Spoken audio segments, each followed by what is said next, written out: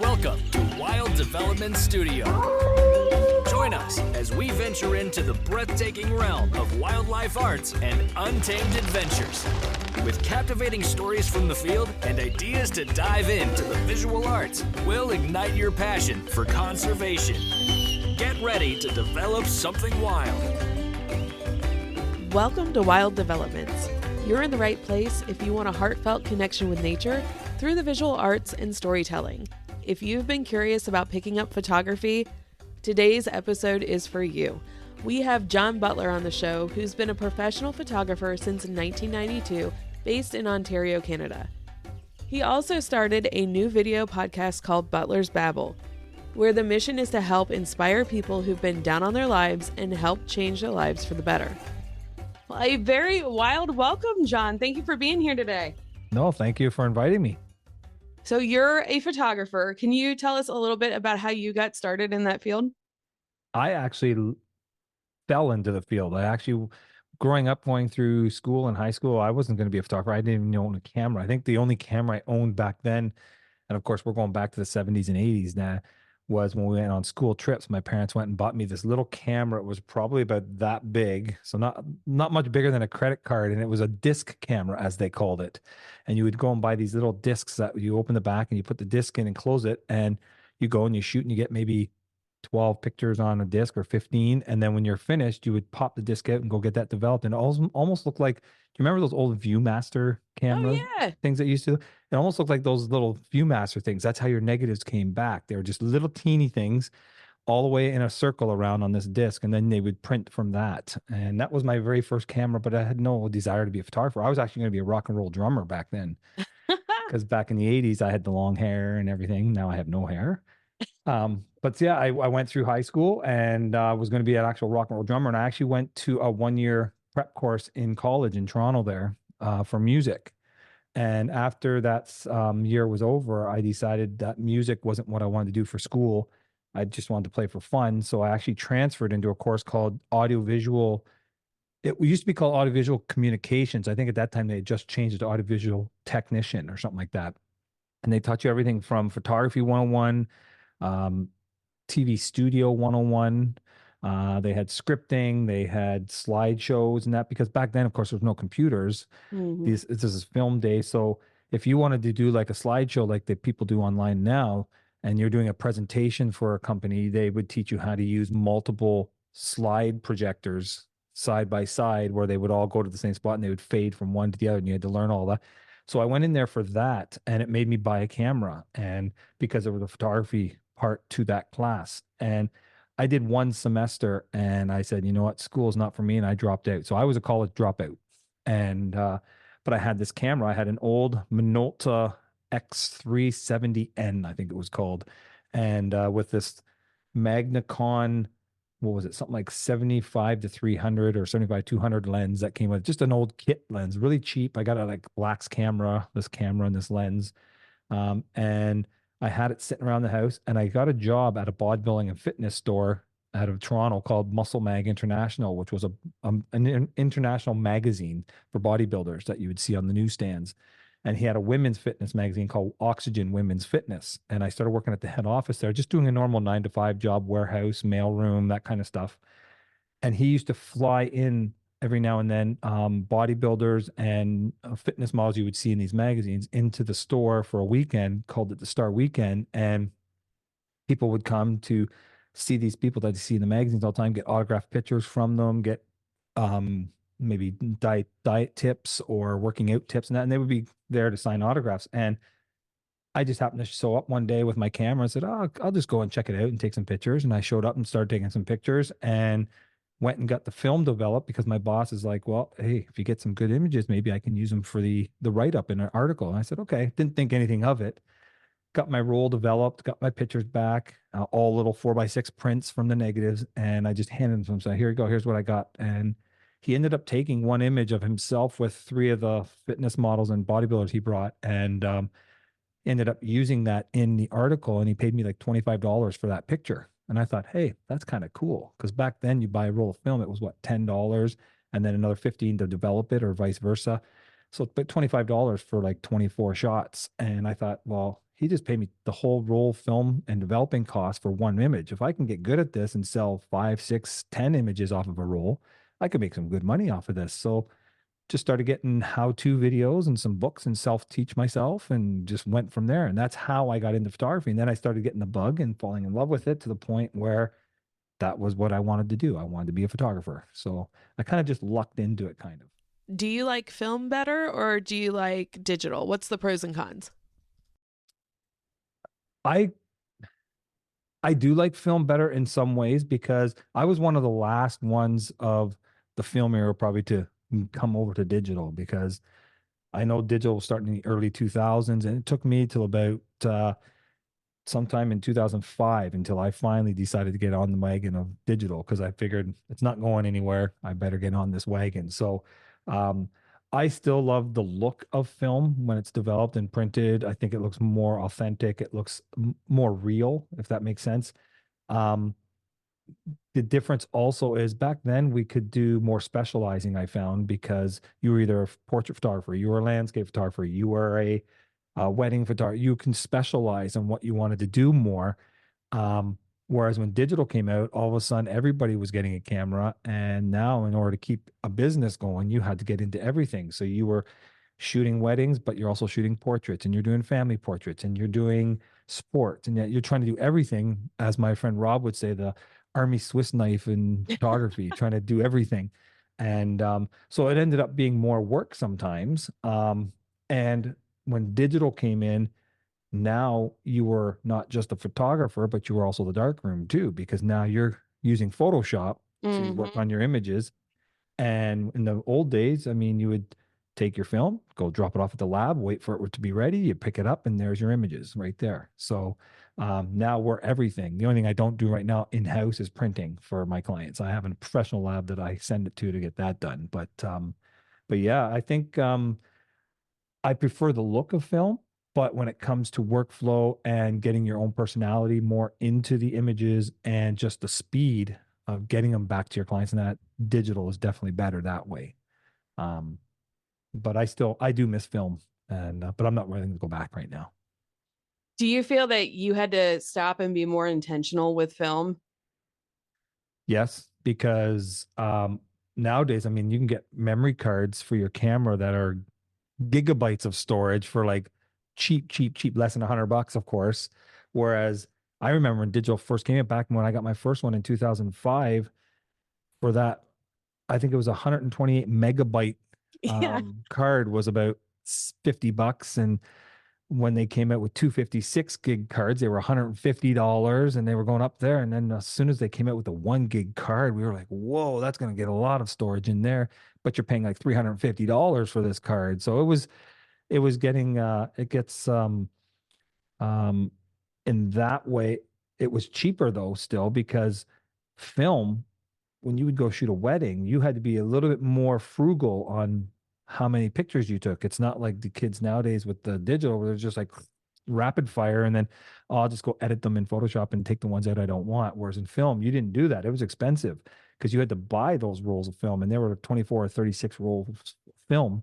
So you only got 24 to 36 shots per roll. And if you're buying 10 rolls of film and it's costing you hundreds of dollars to buy that and develop it with pro film, you are being a little bit more selective because you're only getting about 300 shots out of that. So um, it was a little bit more, you did have to stop and think about it and be a little bit more um, truthful on what you were going to shoot and get your lighting and things like you had to get it right in the camera as much as possible because you didn't have the back of the screen there to look at to see if you got the shot. So you couldn't be lazy, put it that way, if you wanted to make it. Yeah. What's your favorite subject to shoot? You've done, you said bodybuilders, weddings, real estate. What's your favorite subject? I think right now in my stage of my life, I just turned 51 in August, and I'm a portrait photographer to heart. I mean, I'm a people photographer. I love shooting people. I don't shoot weddings anymore. I stopped doing that about 6 years ago. I just started losing the fun for it and the passion for it. But I do love doing portrait work, whether it be more contemporary portraits. I love doing headshots and business portraits for my business clients. I do a lot of corporate work. I love going on location with my corporate stuff and doing on location branding shots and headshots on location as opposed to just doing them in the studio. But I am more of a portrait people photographer. I like having that control too. I use my studio lights all the time, even outdoors. I like to control the light, not just let the camera or the lights do it for me. I like to know that I'm getting what I want. So I'm more of a people photographer. I'm not as much of a um, I don't do babies anymore. I'm not a newborn photographer. So I would say more portrait work, such as corporate stuff and contemporary portraits and family portraits, things like that.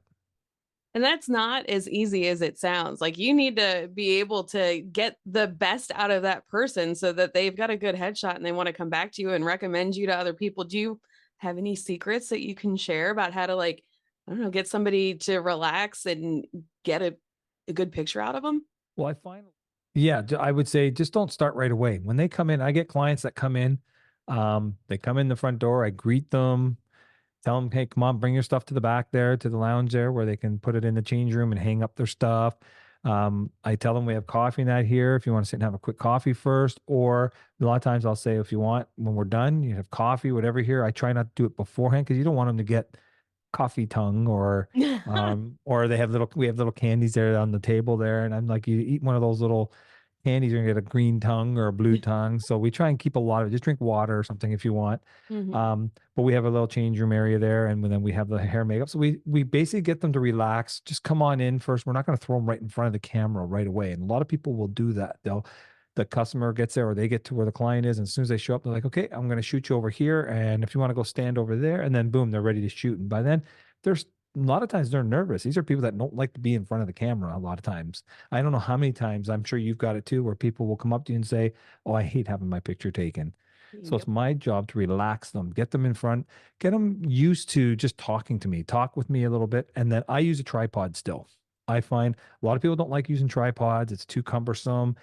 But to tell you the truth, if you want to relax your client, I say use a tripod because you can put the camera on there, you get it all set up, and then lift your head away from the camera with your hand on, and then just talk to them and get them, okay, turn this way and shoot them. Okay, so what did you do last night? Did you guys have fun last night, you and your husband or your wife or whatever? Or, oh yeah, what kind of interests are you in? Talk to them back and forth as you're shooting because they're more relaxed now. They're just having a conversation and like, okay, look over here, smile this way. Okay, show me some teeth. Okay, so yeah, how's your son doing in school? And like, just talk to them because Mhm. there's nothing more intimidating than sitting there with a person with a camera just up like this and this big, huge lens circle thing in front of you. And you're like, okay, turn this way, look this way. It's so impersonal. So, how are you going to get a beautiful shot of these people when they're nervous, they're anxious, and all they're seeing is this big eye looking at them? And so, get away from the back of the camera. That's my own personal opinion is get it on a tripod, get it set up, and then just come above it and just start talking to them and just shoot. You'll get a lot better pictures that way. They'll be more relaxed and they'll have a lot more fun too because you want to give them an experience. You don't want to just take their picture. Walmart can go and take their picture, the What? A Walmart portrait selfie. studios. So Yeah, or a somebody, selfie. Anybody can take a picture, but can yeah. you take a photograph? To me, there's a big difference. So Absolutely. And you're really there's adding the humanity back into it too. exactly, because you got to remember these people are going to use this image. If it's like for a business portrait, they're using this image to sell themselves and to make money. Mm. So you want to make sure it's the best image possible that they can have because this is their livelihood and they want to make money. So, and a lot of times that photograph that they're going to see is their client's first impression of who they are. So you want to get who they are properly and professionally and make them look like that's the person I want to hire. So get them relaxed, have some fun, and make it fun for everybody. And you'll get better pictures that way. I was going to ask about the power of photography, but you just kind of explained it right there. I mean, there's a difference between a photo and a photograph. Exactly. Anybody can take a photo, but can you take an actual professional image or photograph in my person? Do you have a favorite photograph from like National Geographic or something like that that just really pulls at your heartstrings or just it's gonna be something you always remember? I don't know about National Geographic because I never really read that as a kid. I do still remember that iconic one. Everybody talks of that Afghan girl, close-up headshot of that Yeah. Afghani girl and that's funny because I think it was a couple of years ago, if I'm not mistaken, somebody had showed a picture of that Afghani girl years later. And but I think that's the only one I really know. So it shows how iconic a picture can be, that even if you're not into that kind of thing, you still remember a certain thing from that. I still remember, I can picture it right now with those sad eyes looking into the camera. Um, I'm more of like a Vanity Fair type of magazine, because I was a very big, I don't know if anybody's heard of Annie Leibovitz, but I was a big fan of her photography. She was Oh, yeah. back in the I think 60s too, but the 70s, she was a big main photographer for Rolling Stone magazine for a long time. And then she transferred into Vanity Fair, did all their covers. You'd see all the celebrity covers of like Arnold Schwarzenegger on the horse with the cigar, and a lot of times when you see these covers, I don't know if she shoots much for them anymore, but she used to be their head photographer at one point. And just some of the iconic photos that she would take is just amazing. So those were my favorite ones, because I was a magazine photographer. So I loved magazines and stuff. So Annie Leibovitz photography and Vanity Fair magazines are the ones that stand out for me the most. Do you find that working for a magazine, is that a hard area to be in, or like once you're in, you're in? I'm It assuming is freelance hard. is harder. Yeah, it is hard. I was always the new guy on the block, no matter how long I was doing it, because I didn't do it. I wasn't working at the magazine as a photographer. I was there doing a normal 9 to 5 job. I did the photography on the side, and then I would submit my images to the boss and say, "Here, buy these." And sometimes he would, sometimes he wouldn't. But the problem with mine is, when I was a magazine photographer, it was for bodybuilding and fitness magazines, and I live in Canada. So we get the four seasons, of course, where I was competing with photographers from California and Florida that were in the summer with the beaches all year round. So when you're doing swimsuit photography, unless you're paying for trips to California or Florida or somewhere where there's a nice weather in the middle of December to do photo shoots, because the magazines, they don't have time to wait for summertime. They want the images that they need for their magazine issues. So a lot of times they'd be contracted out to the guys in California and stuff like that, Venice Beach, Santa Monica area, which is known as Muscle Beach, and models would get flown there to shoot with them. And so I was always competing and with ones that were actual magazine photographers. I was a freelance photographer that submitted my images, and so trying to get your word out there, because you can't just call up somebody and say, "Hey, I'm a photographer. Can I take your picture?" You had to have some credentials and show them, say, "Hey, so and so gave me your name. I'd like to do a shoot for you," and try and see if we can get it into Muscle Mag or Oxygen or um, Muscle and Fitness magazine or Flex magazine, things like that. And they had to go by your name and reputation. So it was hard, and it's hard keeping it up because things change all the time and styles change. Nowadays, everything's online. So there's online magazines. There's not as many physical magazines anymore, especially in the bodybuilding industry. There's only like two or three of the main ones, and the rest have all gone online or just folded up completely. So um, I haven't done magazine work probably since early 2000s was the last time I did it. So it's been about 20 years. Oh, wow. And do you feel that AI is going to change photography at all?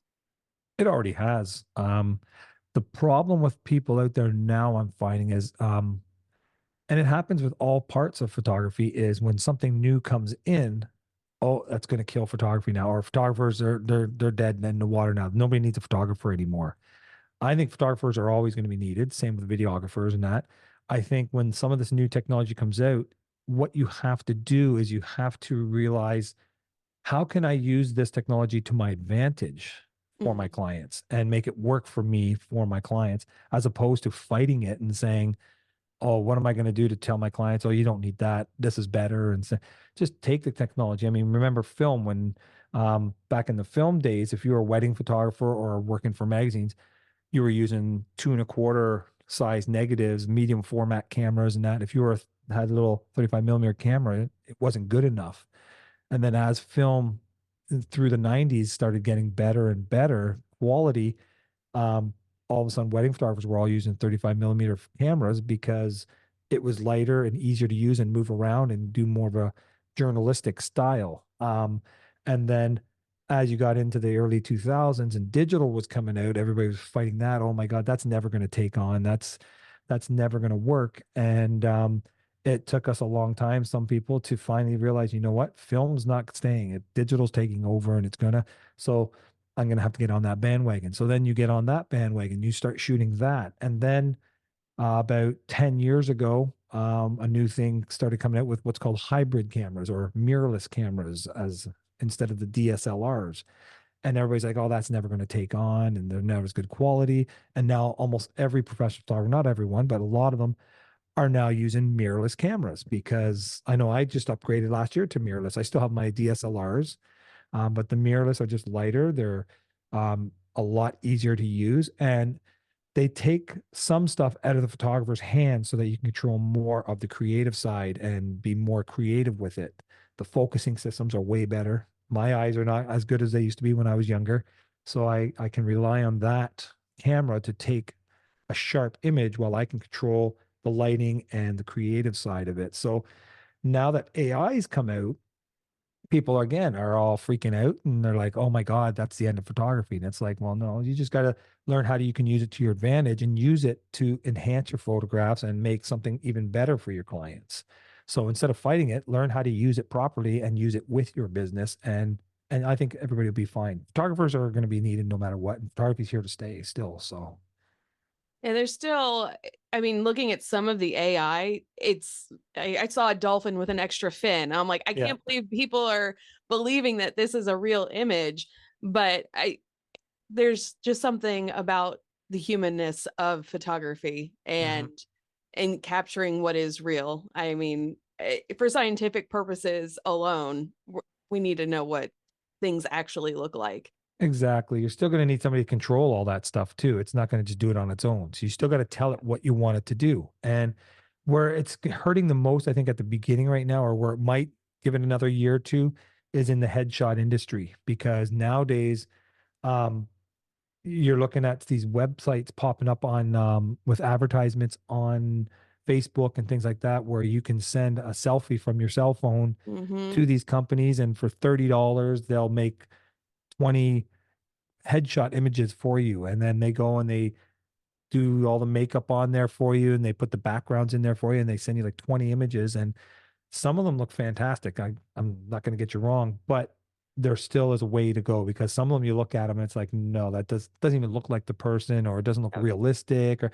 it's not there yet. But you give it some time, like any other technology, and it's going to get there. And it could some ways do that, but there's still going to be people out there that want a photographer. They don't want AI. They want that personality of the photographer. They want the experience. And a big corporate guy is not going to hire somebody to go and get all these selfies from his employees to get their images for their website. They're still going to have a photographer probably come in and shoot everybody and get beautiful images and not have to rely on AI. So there still is going to be work out there. It's just a matter of establishing yourself and being the one that they want to call, basically. But yeah, technology is always going to be going, and you just got to learn how to use it to your advantage. Yeah. And so if somebody wanted to get involved with photography, they want to get away from maybe a cell phone camera, they want to pick up their first actual camera, what are some tips that you would have for somebody just starting out? One thing, learn the camera. Um, there's so many people that either for Christmas or their birthdays or just for themselves get this nice little camera from, whether it be Staples or photography store, beautiful camera that's $1,000, 1,500, 2,000, whatever. And then they put it on automatic and let the camera do everything for them. And it's like you're wasting all that technology. Mm. Cameras, I always say, are stupid. They are smart in ways, but technically they're stupid because they don't know what's in your head and what kind of image you want to take. So you've got to tell it what to take. And if you just put it in automatic, it's just reading the scene, going through all this thousands or millions of images that are in their memory of trying to find scenes that are similar to it and then trying to adapt to that. That's how the memory of the camera works. But when it comes to, say, you want the person in focus and the background out of focus, it doesn't know that. It just sees a scene, it's going to take a picture and make it the best picture it can. So learn what your camera can do. Learn apertures, learn ISOs, learn shutter speeds, how they work and how they work together to get the image you want. So just learn that. And don't be afraid to go on YouTube. I mean, there's so many tutorials nowadays on YouTube. You can find anything on there. But don't take what they say as gospel, because every photographer is different. They have their own kind of things that they say. Just take bits and pieces that work for you and incorporate those. And if that's perfect if you're just doing it as a hobby or you're getting into being an amateur. But if you're going to want to do professional wise and actually run a business, you can learn photography yourself on YouTube, things like that. But I would say if you're going to go to school, instead of taking a photography class, and all the photography schools are going to hate me for this, but I would rather you go and take a business course as opposed to a photography course, because you can learn photography on your own.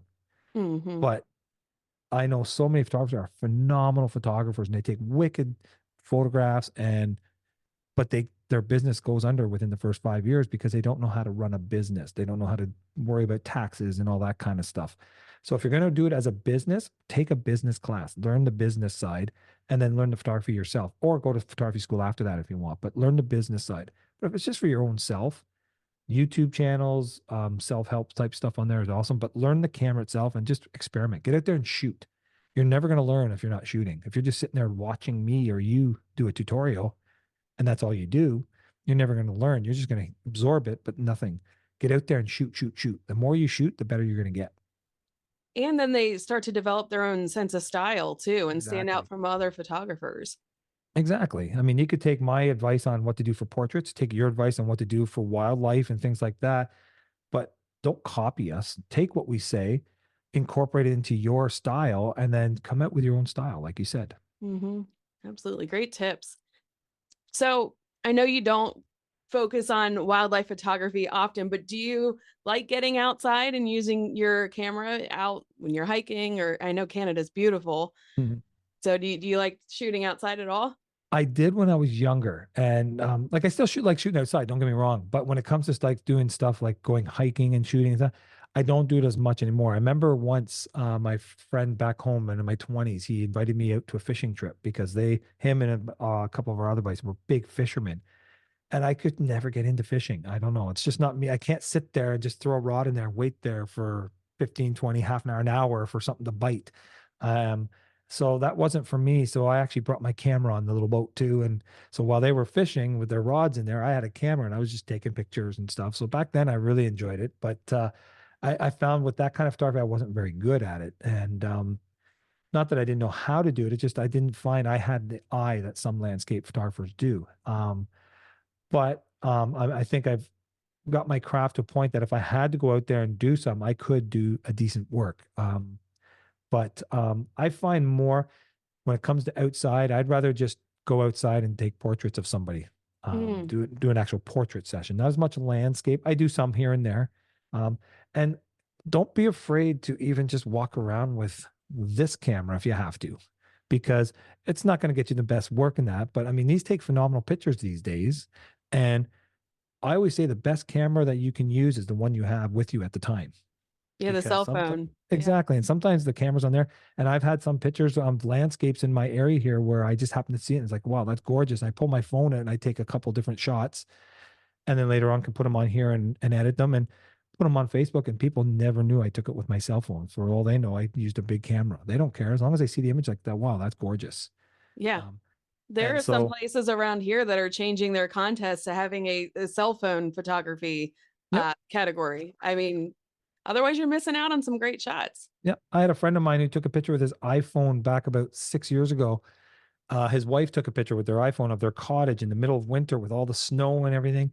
And they loved it so much. And his anniversary was coming up. And he asked me, can I try and get this where I can get a nice print off of it, even though it was from a cell phone? I was able to make it on Photoshop for him where it was actually already a great exposed image. And that, so I didn't have to do much to it, fix the contrast a bit and the colors. And I was able to print an 11 by 14 enlargement for him, have it framed for him with no problem. And when you looked at it on the wall, you would think it was taken with a DSLR or something. You never even know that was taken with a cell phone. So as long as Nice. you know how to use light and how to use a camera, you can get some phenomenal pictures no matter which camera you're using, whether it's a cell phone, a big expensive camera, anything. Just go out there and have fun and shoot. Hmm. So when you're taking portraits of people, do you like natural light better? And it's probably a little bit more difficult to work in because everything's changing all the It time. is. I used to be totally like loving available, and I still do like a window light. I mean, nothing mimics it. It's beautiful light, but I am more trained as an actual studio photographer. So I like using studio strobes because I can control them. The Mm, sun I can't control. We can book a session for you to go outside and do a beautiful portrait session on a certain day, and that day it rained or something, or that day it's really cloudy as opposed to sunny, or it's really sunny, and I hate really sunny yeah. because it's so harsh. Now you got to put them in the shade or find some other way. I like to be in control. So I'm one of the only ones in my area that still has a light meter that I can take around and I can measure the light and stuff and set my camera. Because you remember, as a corporate photographer, when you get a CEO that needs his portrait taken, sometimes you only have 2 minutes to take his picture. That he doesn't have the time to sit there and do a whole photo shoot. So you got to get, whether it's outside, inside, whatever, you got to get everything all perfectly with your assistant ready to go, lighting, everything. So when he sits in front of you, you take 1 or 2 shots. Okay, I'm ready to go, and boom, you just shoot. And then 30 seconds to a minute later, they're dragging him away back to a meeting or to where he's got to go. So you got to be able to nail that shot. So that's where I like control, because I know with my strobes, I know what I get. Even outside portrait work, I take my strobes with me. I have battery powered Godox lights that I can take with me, and they overpower the sun if I need to. And I can use the sun as a second light, maybe a back rim light or a hair light. But so I think in the last maybe 6, 7 years, I prefer strobes and artificial light over regular light or available light. But it depends on the situation. Sometimes you don't have time to set all that stuff up, so we'll just go outside and shoot and just know how to use the sun to your advantage. So I don't know about you, but I prefer strobes myself. So Well, I'm usually out with a big 600 millimeter lens and shooting a bear that's going by or an owl exactly. or whatever. I Yeah, you don't want to be close enough to a bear with a 200 millimeter lens. You want that long one so you're far enough away. Yes, absolutely. And the ones at Smoky Mountains they don't have any fear of humans at all. So I know we talked about a story. I don't know how to set this up without just saying it, about perspective. Mhm. And I think that's a great lesson for anybody that wants to dive into wildlife photography or landscape photography. Can you tell us about that story? If I think I know what you're talking about, it's on the canoeing trip that I did. Well, not canoeing trip, but it was my local town here. They did a photography class for people that was paid for through the town, where they just had me sort of show them how they can take landscape photos and get some beautiful pictures. And they had us going from the beach area that we were at, taking canoes or kayaks, whichever one you wanted to take, and we were taking it across to an island that wasn't too far. Um, it was about a 5 minute canoe ride or something like that, 10 minute canoe ride. So some of them were in kayaks, some in canoes, and then I had the guy who organized it in a canoe with me. So he was actually canoeing while I just had my camera in my hand. And as we were going over to the island, which is basically where we were going to set up, and I was going to teach them, halfway there, I was looking over at one angle this way, and it was beautiful scenery with just the water. We had the different islands over there and the land over here, and the clouds were kind of in a little bit, and but it just had this, you thought you were in the Arctic almost. It was really bluish. It was getting lower. It was probably, I wouldn't say, probably around 6 p.m. And at that time of year, it was in the spring, I think, or it might have been the fall, just before summer, or as summer's ending. It was starting to get a little bit darker, and it just was just gorgeous bluish sky and reflecting into the water. It just looked very cold, even though we were nice and warm. It was probably like, I don't know, 20 something degrees Celsius, which is what, 70s or 80s, I guess, 80s in Yeah, I think Fahrenheit. we'll do the math later. Exactly. So yeah, I was just looking through there, and it's like, that's gorgeous. And I just happened to pick my camera up and got it to the right settings and took 1 or 2 shots. I think 2 or 3 shots, something like that. And I looked at it, I'm like, okay, I got that. I'll have to see that in big later on the screen and see how it looks. So as we're driving, as I finished it and I looked at it, I said, okay, I picked my head up and I'm looking around, and I just happened to look the other way. And it was funny because it was a total contrast. By looking over this way, now it was almost like you were in the south somewhere, and the sun was setting, and it was nice orangey yellow skies, almost like on fire type of thing. And then the sky was reflecting into the water, and it was like black water almost with this reflecting sky. And you would have thought that this was a total different time of year and a different landscape altogether. And so I picked up the camera, I turned over, and again, boom, boom, boom, took a bunch of shots off. And later on, when I got home, I looked at all the images, and I'm like, wow, these are so contrast. One was cold and blue, like you were in the Arctic. One was fiery orange and yellows, and almost like you're in Florida at sunset or something. and I developed them all, and I made them actually into a panoramic, both of them. So they weren't just a normal size. They were a 10 by 20 panoramic for both of them. And I actually had them printed and mounted on a board and framed in a black frame. They're actually sitting in our basement right now on the walls there in our rec room. And both of them together, it was so contrast because it looked like I took two different pictures at two different times and two different landscapes. So I actually labeled them fire and ice because it was total contrast. Nice. And it's gorgeous. I'll have to send them to you so you can see them because you haven't even seen them yet. So I'll have to send them to No. you. And who knows, maybe on the podcast, if there's a way you can always put them in the comment section or something when I send them to you or wherever Yeah, you I'll want. But blog about it and put it in the blog so people can see what you're talking about too. Even your background looks like fire and ice too. kind of, it's that old cinematic look that if you look in movie theaters now, or when you go to watch a movie nowadays, they use a lot of teals and oranges to get mood across. The teals are the more colder, um, more like a warehouse or something like that, or there. But then you get those bright on this side, the bright orange there, and it just that contrast, and that you'll see that in a lot of movies nowadays. A lot of filmers and even cinematic photography nowadays, they're starting to use the teals and blues against the oranges and yellows, and that it's a very contrasty thing nowadays. Because if you even look behind me here, you got the blue and the teal there, but then you got the orange on the plants and stuff like that. It's just a matter of the mood you want to get across. And so I feel nice and comfortable in here. It looks beautiful. Mine looks all Exactly. chaotic. No, I'm it gonna looks great. It shows you what you do, right? So yeah, exactly. So let me think. What do I want to ask you next? Everything got thrown off with I have a tendency to babble, and so I go a little overtime with my answers to the point where it probably answers a couple of your questions at once sometimes. sometimes, and then sometimes it leads to more questions, or Mhm. like I've got several that I want to go This to. might turn into a 3-part series or But something. that's right. Well, actually, you said Babble. You've got another podcast. Oh, that's right. Do you want to talk about that one? Yeah, I didn't even think of that. That just came out of my mouth. But yeah, I do. And it's funny because it's nothing to do with photography whatsoever. Um, it all started because of the pandemic, basically, when we all got March 2020, everything shut down. We're all stuck at home. Anybody who knows me knows I'm a total extrovert. I like to be out. I like to be doing stuff and hanging out with people and things. So to be shut down in a house for 6, 7, 8 months was not fun. So I would take to my laptop here and just turn the camera that's on your laptop on and just go onto Facebook and go live and say, "Hey, everybody, what's everybody doing? We're all locked down. I got my coffee here. What's everybody doing today?" And we would just sit and talk for about, it ended up going for like 2, 3 hours sometimes. People would log in because they're all stuck at home too and bored. Mhm. So we're just talking about different things, different topics would come out.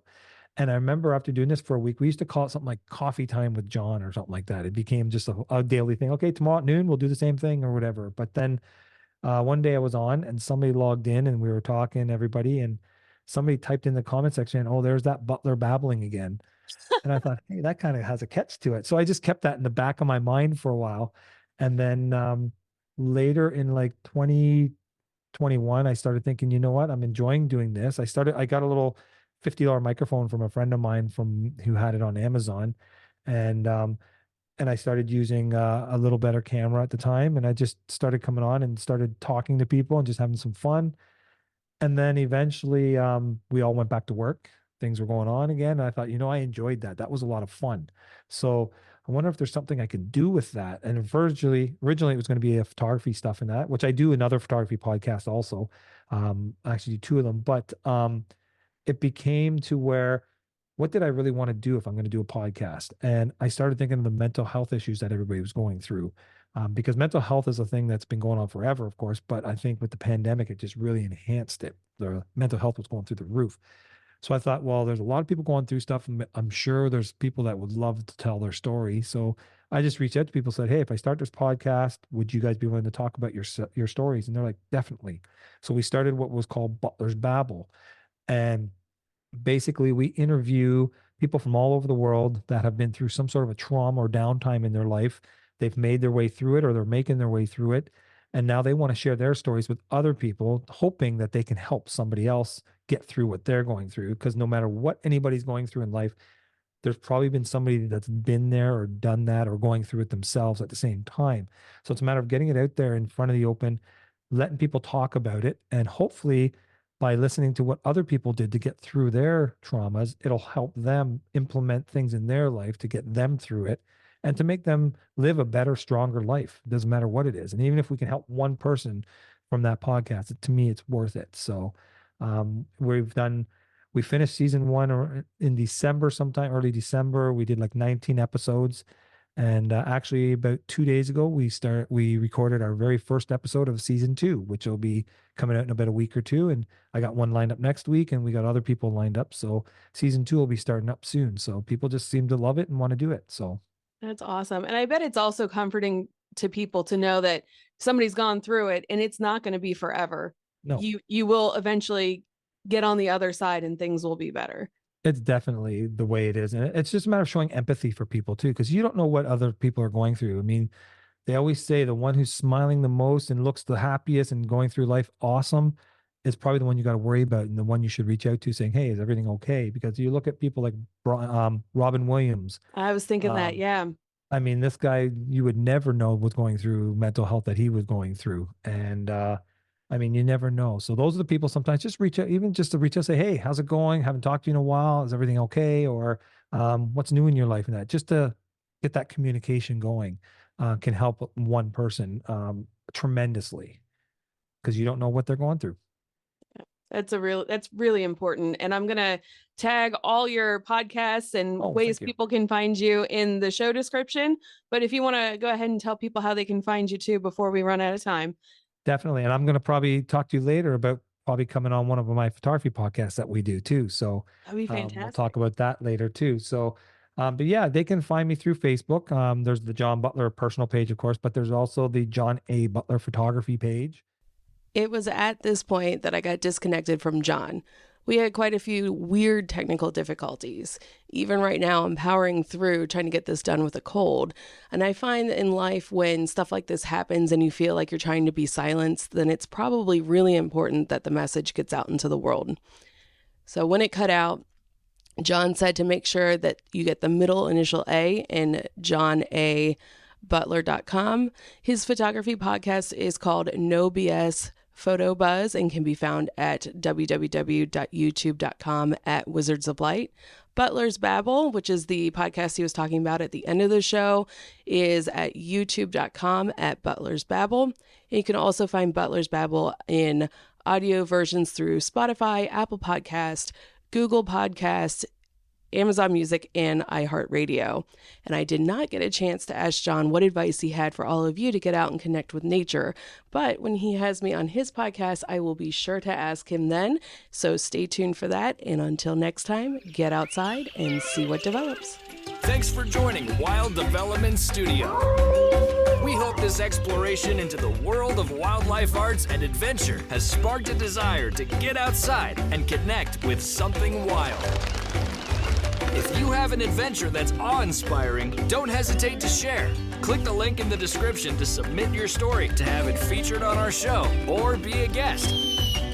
Until next time, keep connecting to the wild and see what develops. The views, opinions, and statements expressed by individuals during Wild Development Studio productions do not necessarily reflect the views or opinions of Wild Development Studio or its affiliates. Participation in any activities, expeditions, or adventures discussed or promoted during our content may involve inherent risks. It is strongly advised that individuals conduct thorough research, seek professional guidance, and take all necessary precautions before engaging in any such activities. Wild Development Studio, its representatives, or employees shall not be held responsible for any injury, loss, damage, accident, or unforeseen incident that may occur as a result of participating in activities inspired by or discussed in our content. By choosing to engage with our content or act upon any information provided, individuals do so at their own risk and discretion.